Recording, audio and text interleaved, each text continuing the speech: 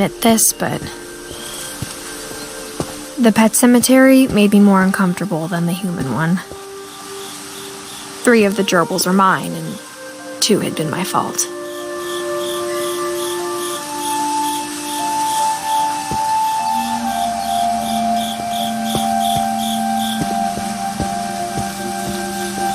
Sven built the house, but it was Edie who designed the cemetery.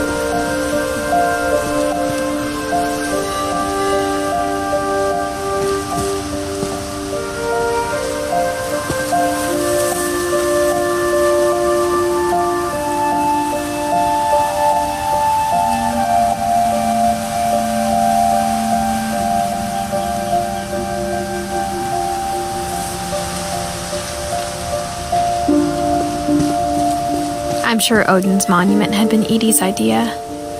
My mom was always trying to move on, but for Edie, the past never went away.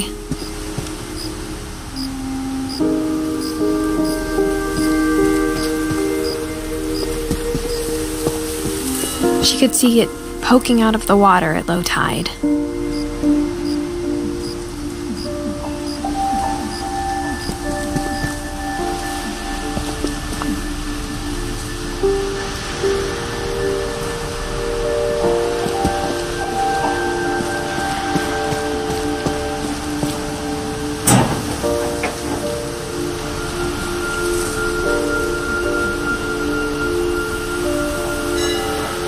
Edie said she dreamed about the old house every night.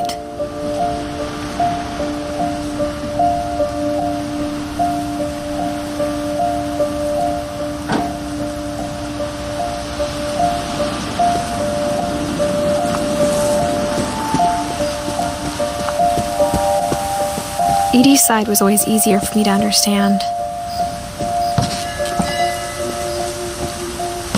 But the older I get, the more I can see where my mom was coming from.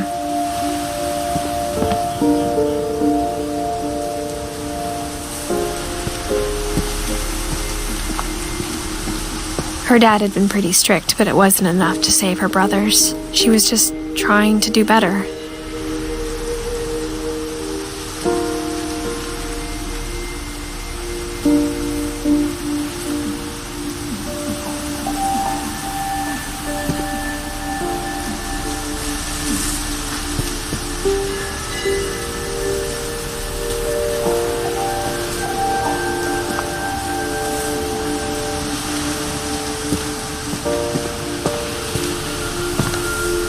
She lost 2 of her brothers, just like I did.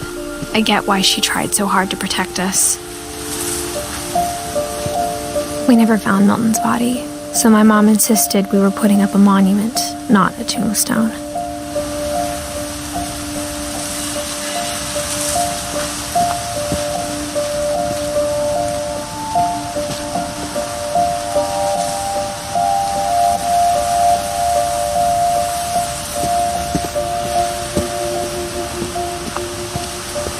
There's so many things I wish I could ask my mom now. Part of me thinks this is what she wanted all along. For me to come back someday and find everything out for myself.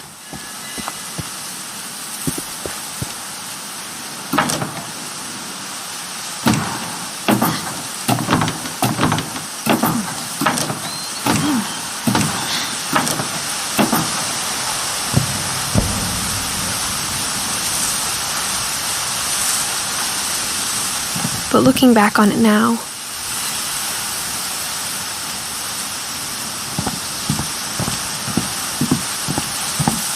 if she told me there was going to be so much climbing, I never would have come when I was 22 weeks pregnant.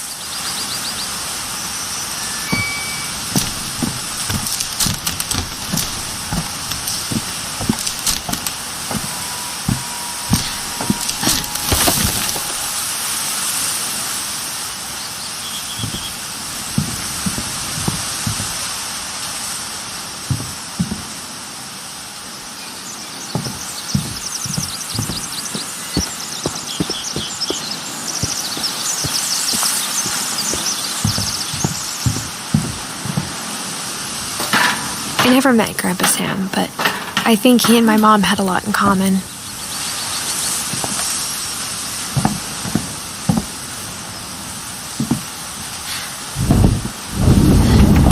They were both pretty intense. Sam spent his life shooting photos, but Mom said he got nervous being in front of the camera. I guess we're all afraid of something.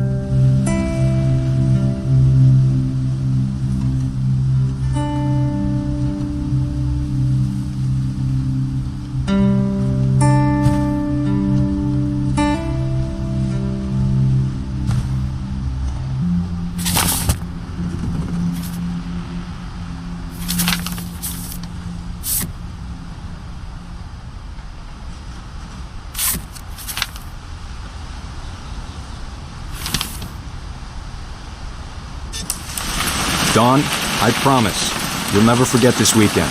Yes, sir. These memories are gonna last a lifetime. Am I gonna have to shoot anything? It's a hunting trip, Dawn. Shooting is strongly encouraged. Perfect. It's gonna rain the whole weekend, isn't it?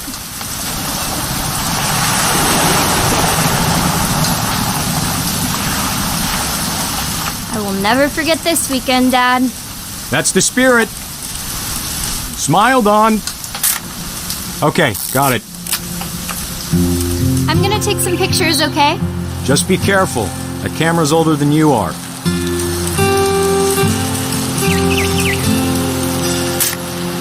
Aw. You're right, Dad. It's starting to clear up. Still freezing, though.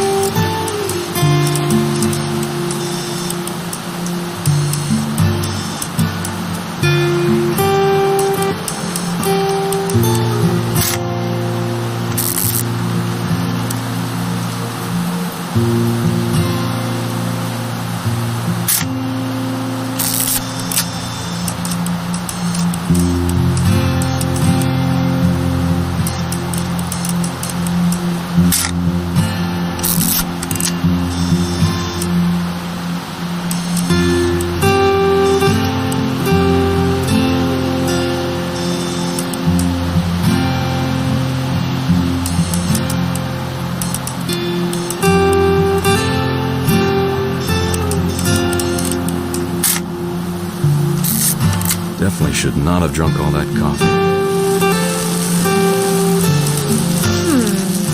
Hold still while I take a picture of you. I definitely won't be moving. Are you done? Hey! That's a keeper. I'm just saying, I'm not always gonna be here, Dawn. You'll need to remember this stuff, if you want to survive. I'll be fine, Dad. You know who else thought he was gonna be fine? Some guy who died. Dawn, I'm being serious. I know, Dad. You're always serious. Doesn't being out here make you want to chill out? Well, to tell you the truth, I haven't been out here in 20 years.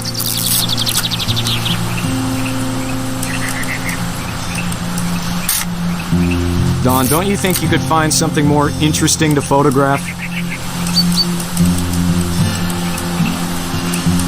Last time I was with my brother Calvin. Man, that was a great trip. Your grandpa Sven taught us how to fish, how to build a fire. Dad! Good eyes, Don. Before you take the shot, let me get a picture of it.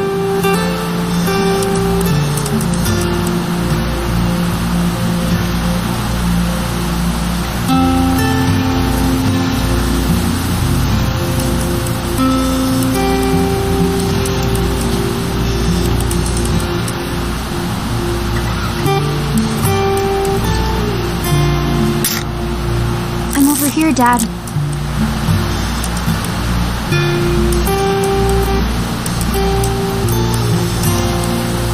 Dad, I... Just breathe. Turn up. Let me get behind you. Do I have to do this? Don, you don't have to do anything. But if you want to survive, you'll need to be strong. Great shot, Don!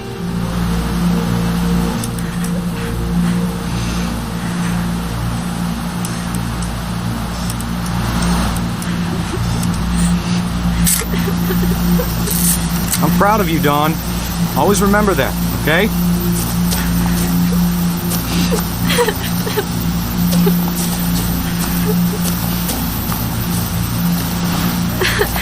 Sorry, Don. Just gotta reset the timer.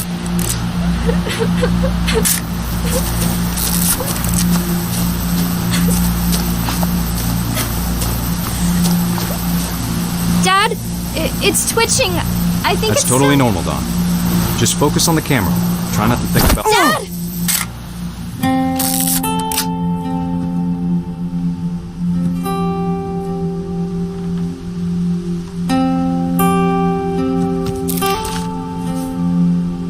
Of all these stories, that's the one I wish most that my mom had told me.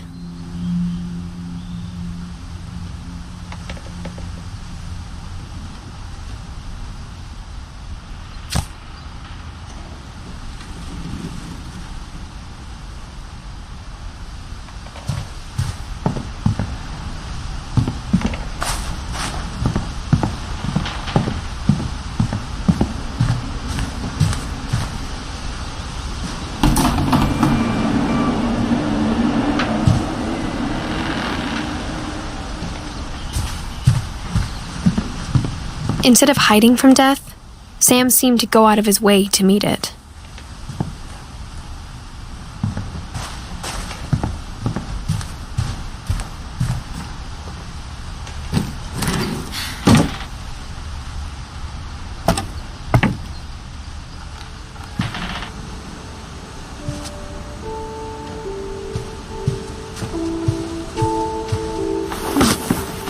After Sam died, my mom and Edie got really close. They'd both lost a lot.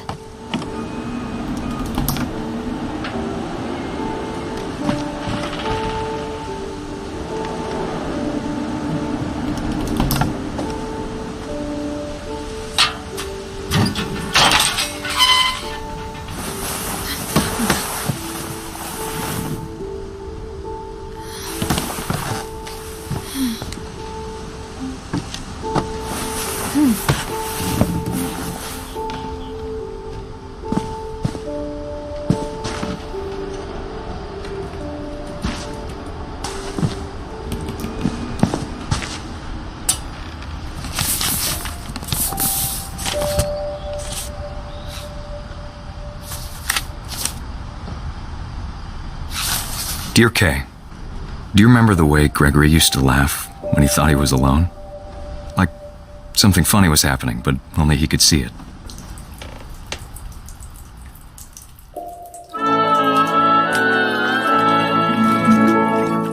I think he saw things the rest of us don't.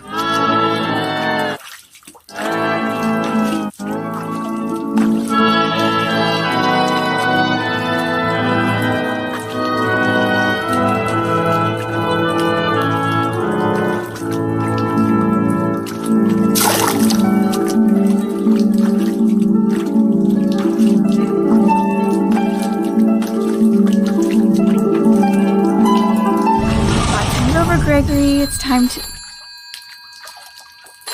Hold on, sweetie. Hello? Sam, I told you I don't want to talk right now. I wonder what he saw.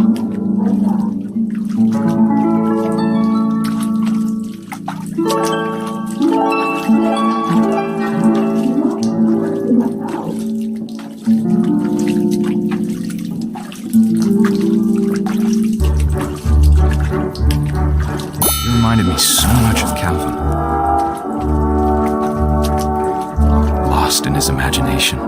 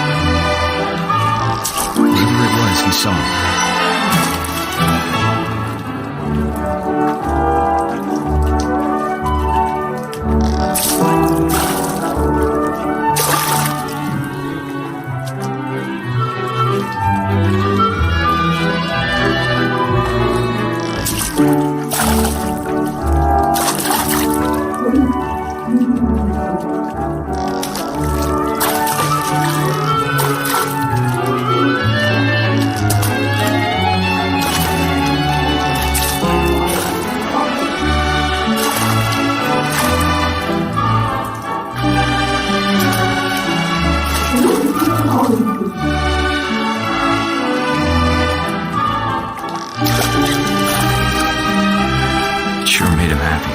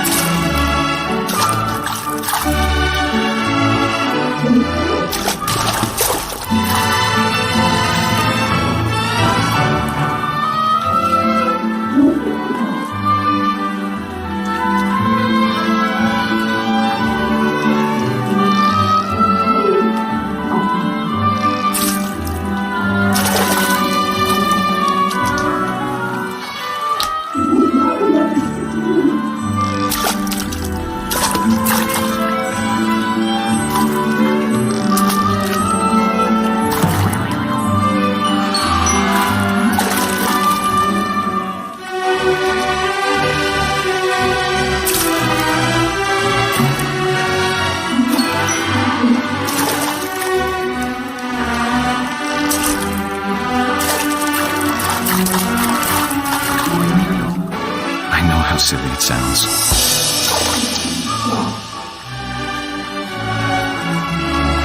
But I worried about a baby being too happy. But I could feel him slipping away. Sorry about that, Gregory. I know you did everything you could. Maybe if I hadn't called that night. Damn it. Hold on, I don't want Gregory to hear this.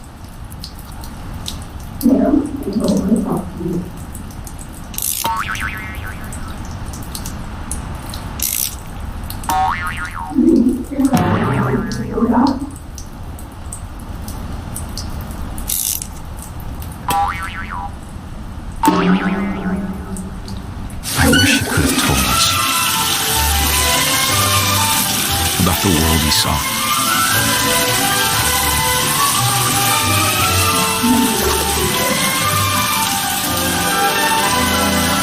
There's so much I don't understand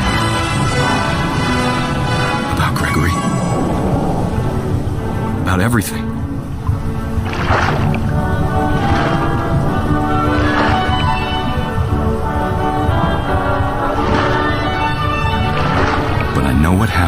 wasn't your fault.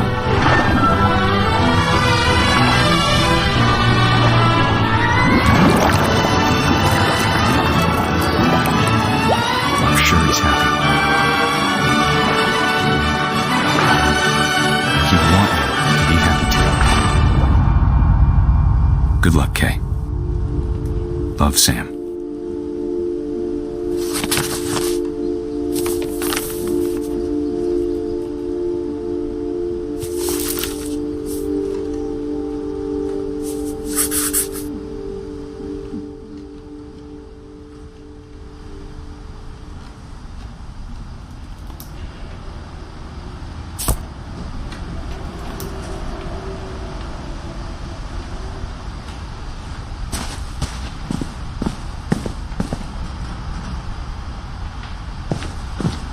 I can't imagine my mom ever writing poetry, and yet...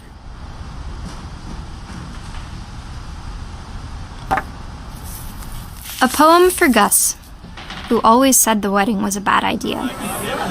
Our father never hit us kids, at least not very hard, before the day my brother said with teenage disregard that he'd be dead before he'd see a wedding in our yard.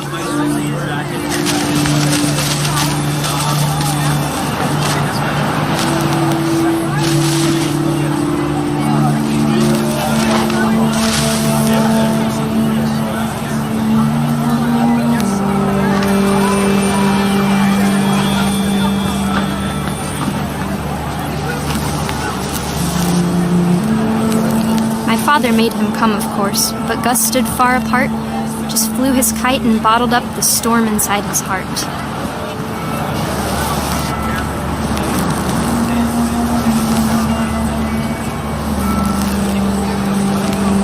I tried to talk him out of it, but though he'd never met her, "We don't need a stepmom," were the words that I now remember. pronounce you husband and wife. You may kiss the bride.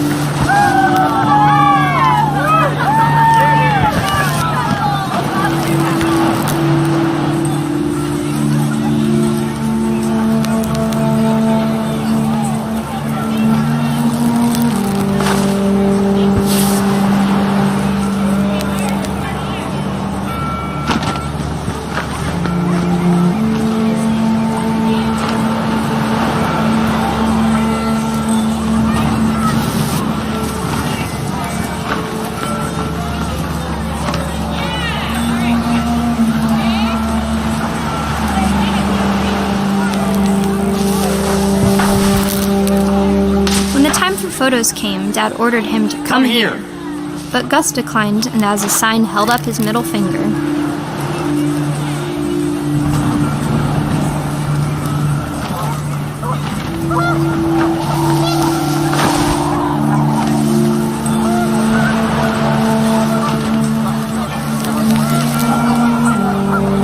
The wind picked up, and panicked geese appeared and quickly went. But all the humans did that day was go inside the tent.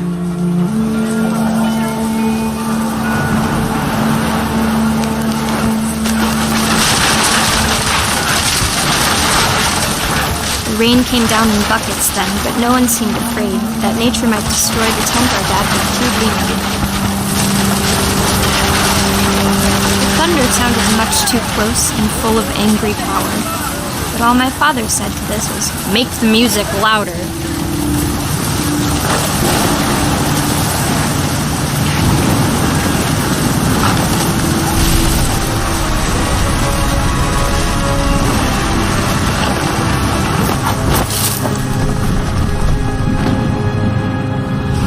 I wish that I could truly say I thought about you on that day. Out there on the beach alone, just you, the wind, the sea, and foam. But I didn't, until we found you.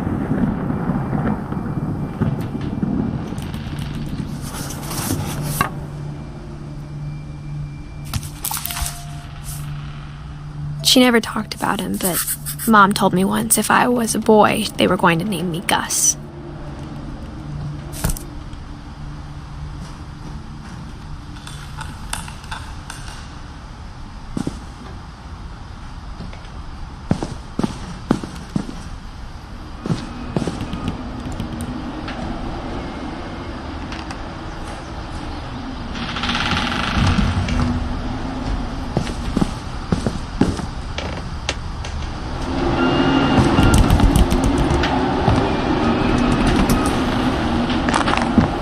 My mom moved up to the loft after her brothers died. At the time, it was as far away as she could get.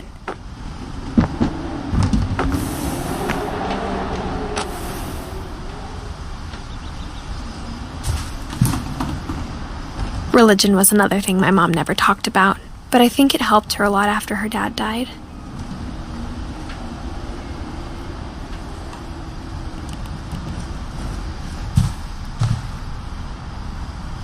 She spent a summer building houses in Calcutta, where she met my dad, Sanjay.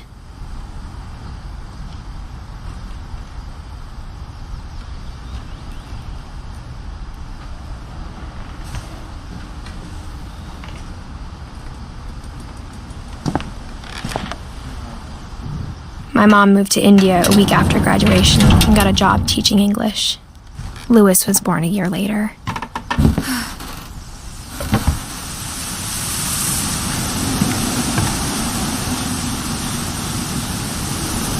When my dad died, I don't think Mom knew where else to go.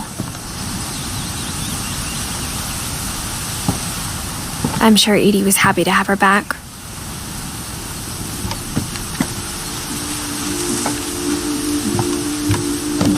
The house had to get a little bigger, but Edie was used to that.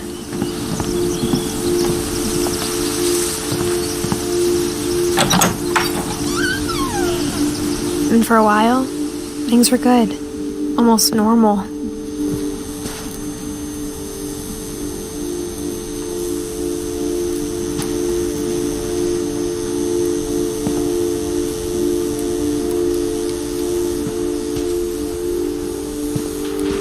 But it didn't last.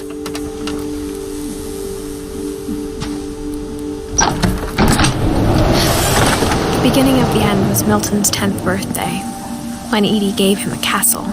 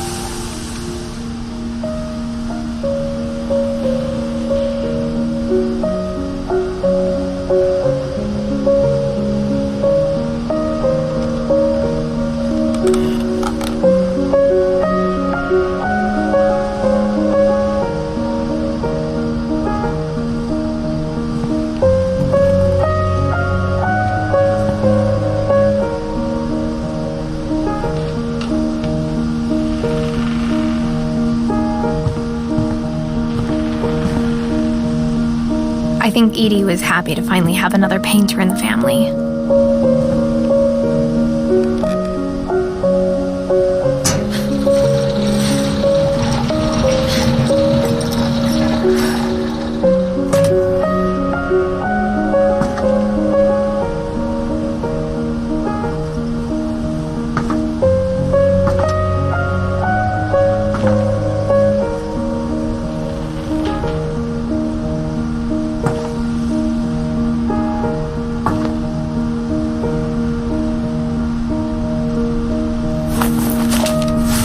Milton Finch in The Magic Paintbrush.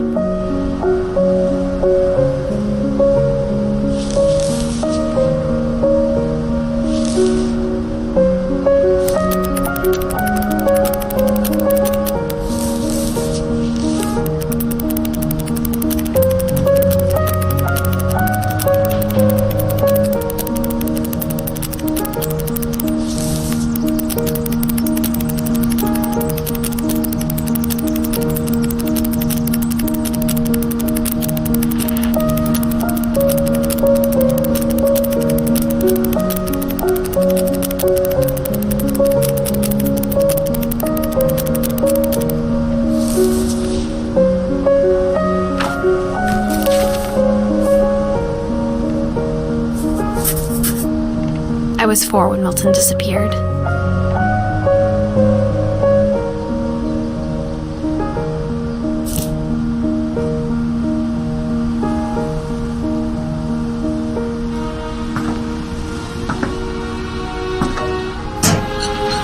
Mom spent months searching for my brother. Then she sealed the doors.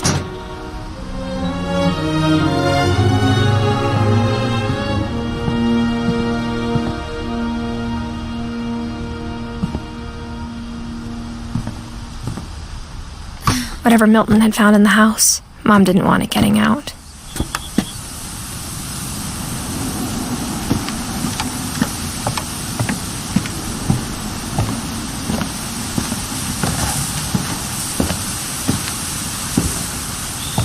Mom definitely blamed Edie, but I think Louis blamed himself.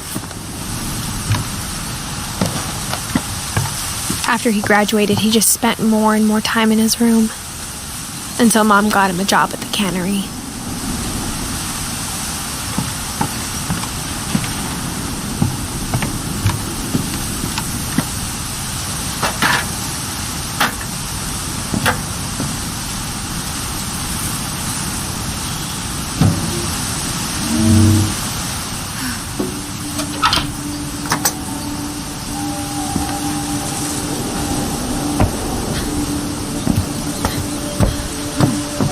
Louis's room smelled very, very familiar. That part of him lived on.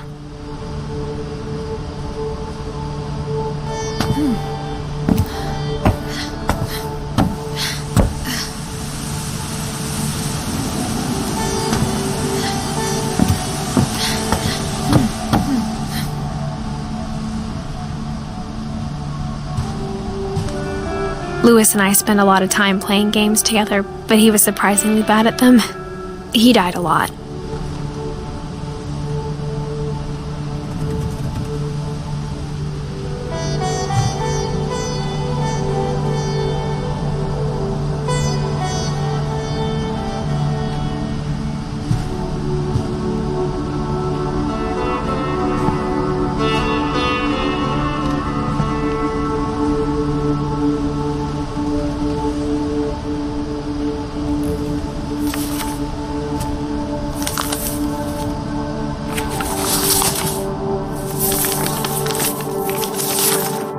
Dear Mrs. Finch, as Louis's psychiatrist, I can understand your desire for an explanation. As I see it, the trouble began in January, shortly after we convinced your son to seek treatment for substance abuse. Newly sober, I believe Louis first noticed the monotony of his daily life.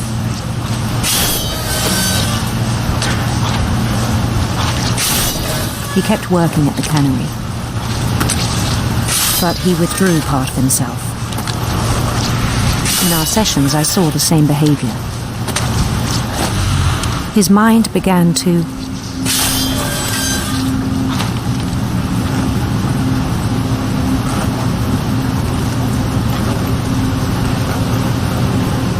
wander.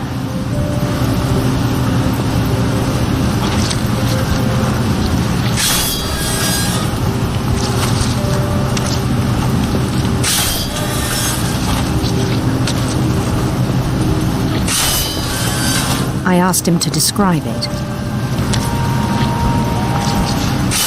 He said he started small, imagining a labyrinth. He'd feel his way about. Then something moved. Bats and toads.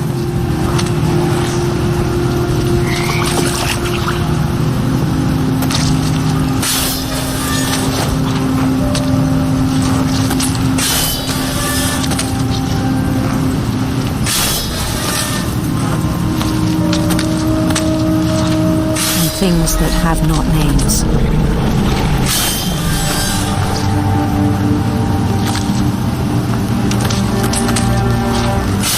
He knew it was all in his head.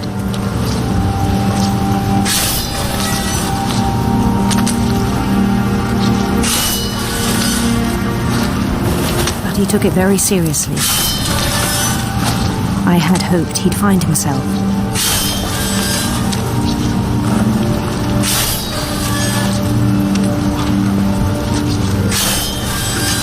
But he found something more.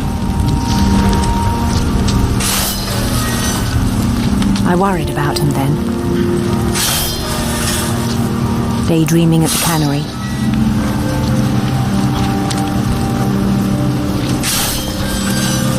I spoke with his boss. But he said Lewis had become a model employee. Methodical, tireless, focused.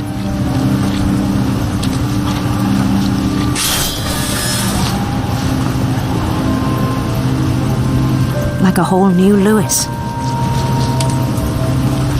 So I let him go on.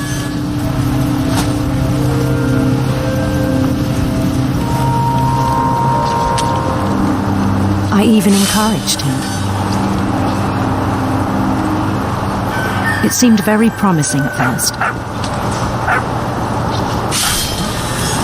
He told me he'd made a new friend.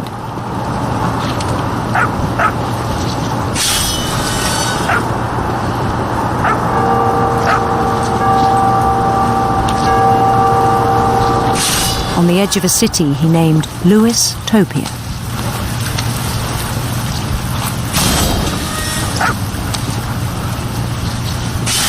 He built the city up slowly, brick by brick.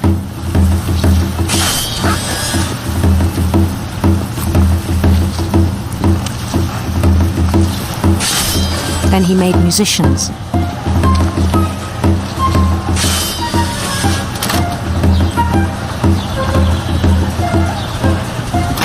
And songs for them to play.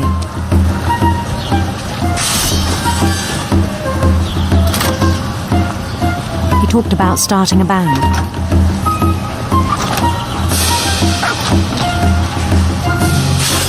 And he was always humming something.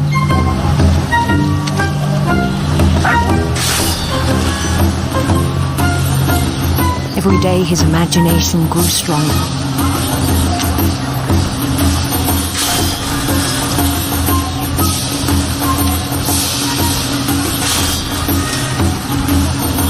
He no longer spoke at the cannery, but his chopping was as reliable as ever. Then one day it struck him that all the cheering crowds, even the stones under his feet, were all in his imagination, so he could do whatever he wished.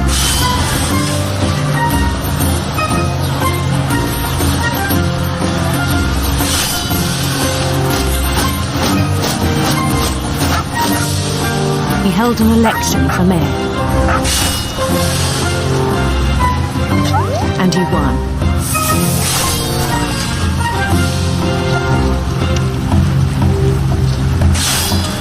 They begged him to stay, but his mind was already wandering.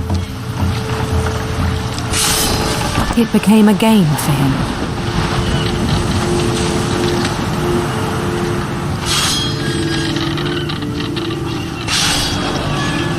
He'd conquer a city, then immediately push on. New Louisville.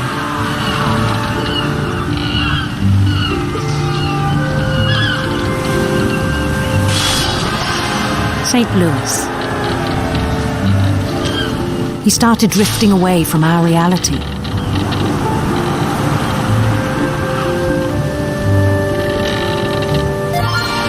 Minneapolis. Until one day he forgot to go home from the cannery.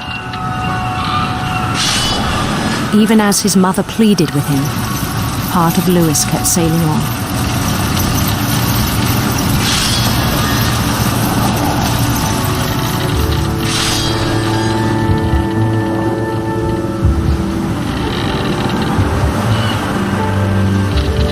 In Lewisburg, he heard rumors of a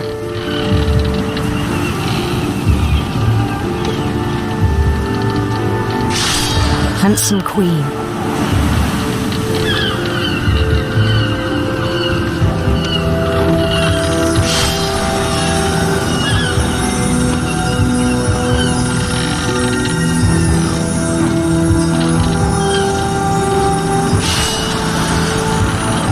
The queen was on her own quest for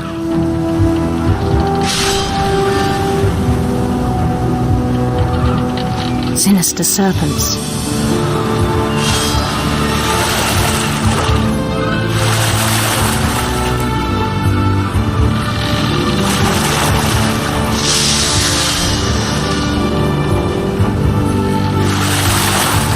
followed the sound of her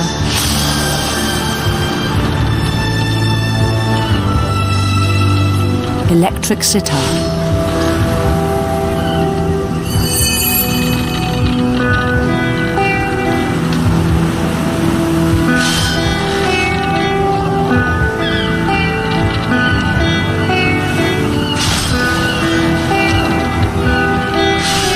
His chase led him to a golden palace east of the sun and west of the moon. Even then, his logic remained sound.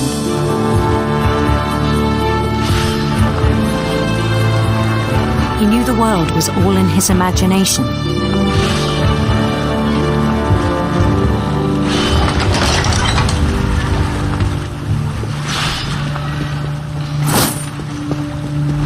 But he was so proud of having created it.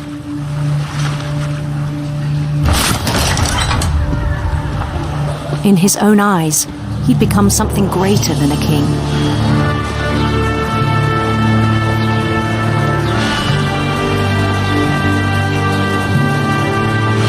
For someone who'd never known success in the real world, I think it was overwhelming.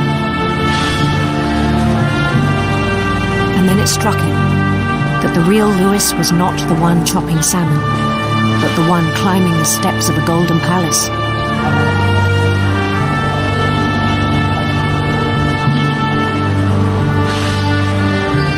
My imagination is as real as my body, he told me. It was hard to argue with him.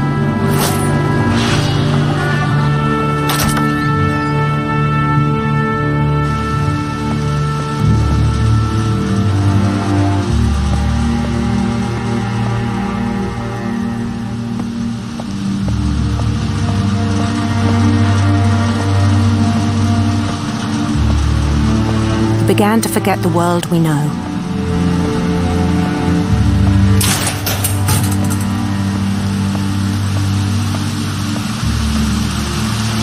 I think it pained him to remember Lewis, the cannery worker.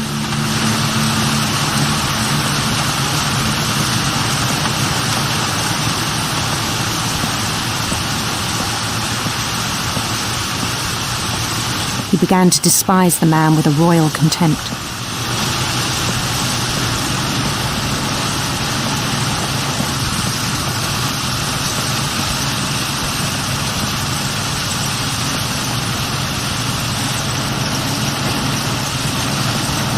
I still thought I could save him. Even after he said he was being crowned king over all the lands of wonder.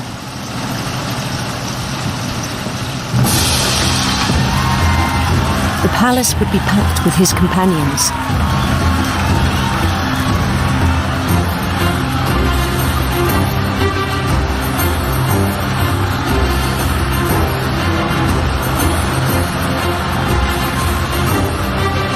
Including the wise Calico who'd insisted on advising me.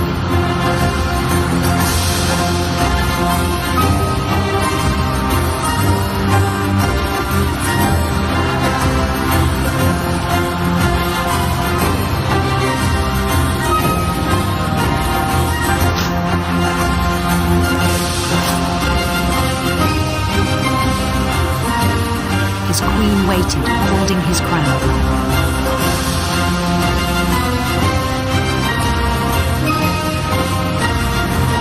There was only one thing left to do.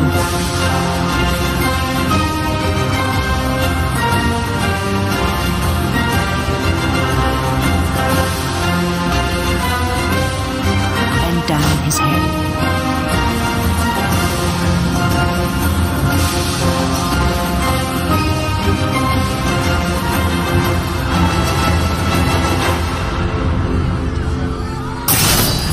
And the rest I think you know.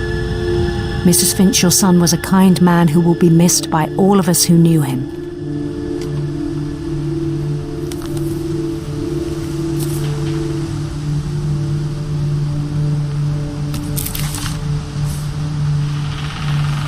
My brother was really cool. I wish you could have met him.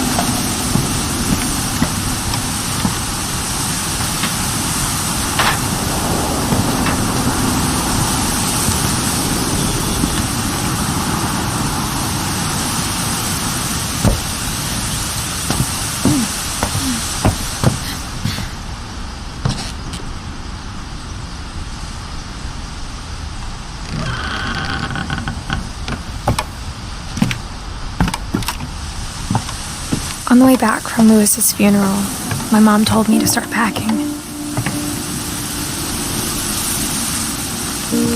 She waited until the day before we left to tell Edie. I'm not sure if she wanted to make it easier or harder.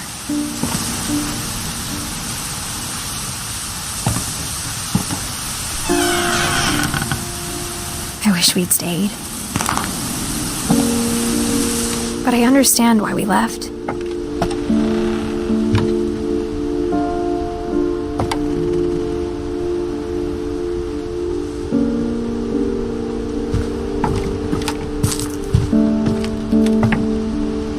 My mom ended up leaving everything behind.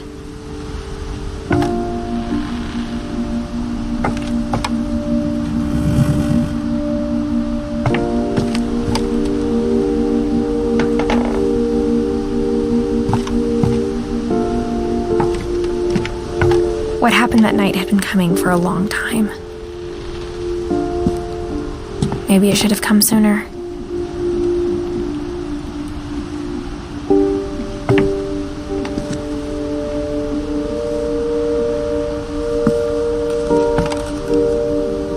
But it had to end one way or another. All that's left now was to tell you about that last night.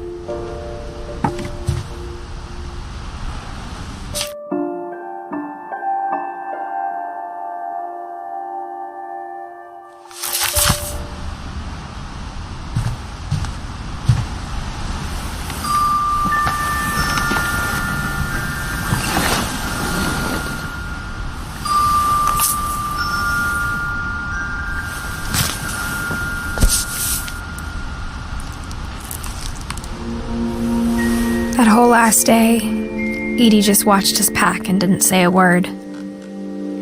Until supper, when she raised her glass and said, "To our final night together, and all our final nights apart." Grandma, you know what I said about alcohol. Some of your medications are very Edith, specific. I left a present for you in the hallway. Why don't you go open it? The grown-ups have to argue now. I'm sorry, you're right. We're all leaving tomorrow. Let's just enjoy our last... I'm not leaving. Edith, you're excused.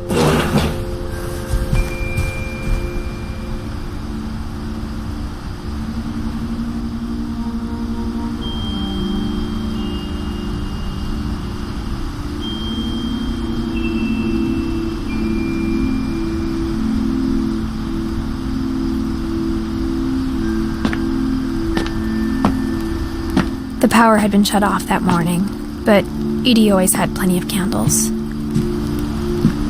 When my mom sealed the library, I don't think she knew about the other entrance. Or that Edie had a key to it.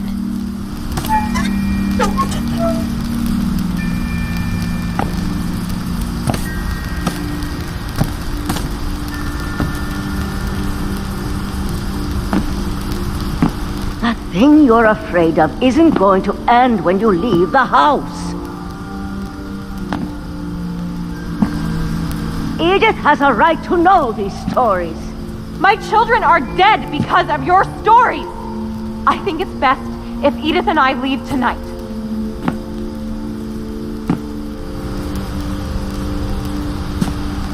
We'll have the nursing home send a van for you in the morning, okay?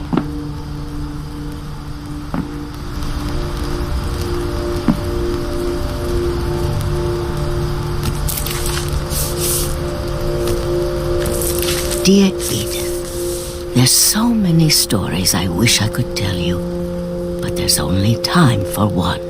This is about what happened on the night you were born. That night, the tide went way, way out. It was the first and last time I ever saw the old house aground. There'd been an earthquake out in the middle of the ocean. They called it the lowest tide in 1,000 years. God, it smelled awful. You know, I've seen that house every day of my life.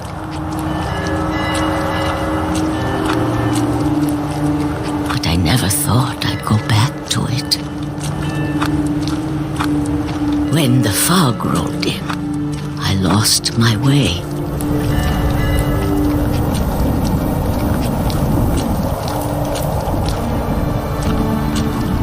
I got turned around.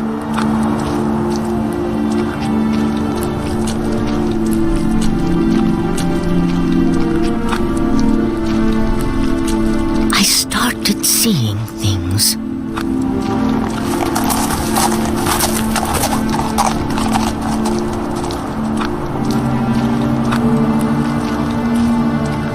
Things I'd forgotten had ever existed.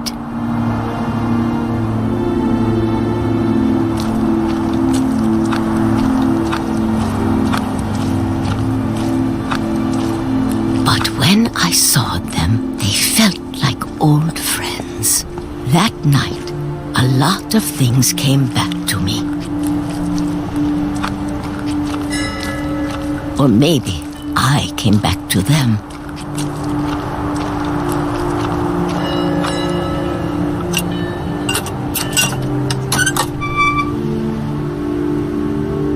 Things I can't explain, but that I need you to try and... Edith, what are you doing in here? It's mine! Edith! Mom, you're gonna rip it! Let go! I kicked and screamed, but Mom dragged me to the car. I never saw Great-Grandma Edie again. The next morning, the van came to pick her up, but she was already gone. After that, we moved around a lot.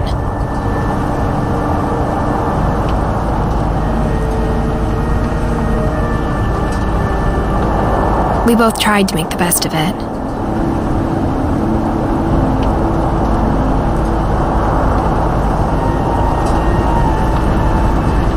A few years went by.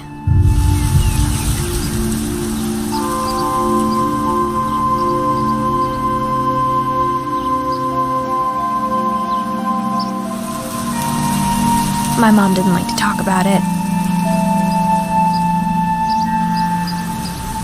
But she started getting sick a lot. The rest happened pretty quickly.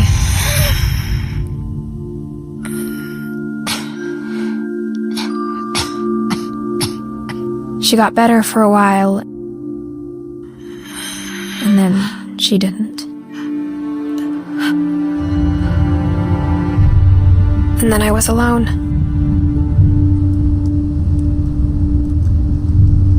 The last Finch left alive.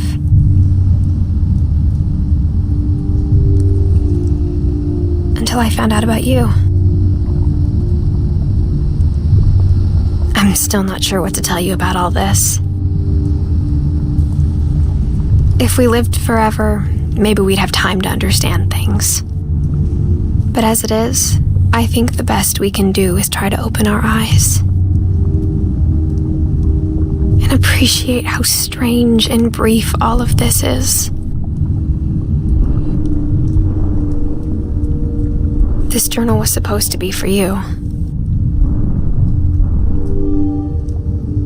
But now I hope you'll never see it. I just want to meet you and tell you all these stories myself. But I guess if you're reading this now, things didn't work out that way.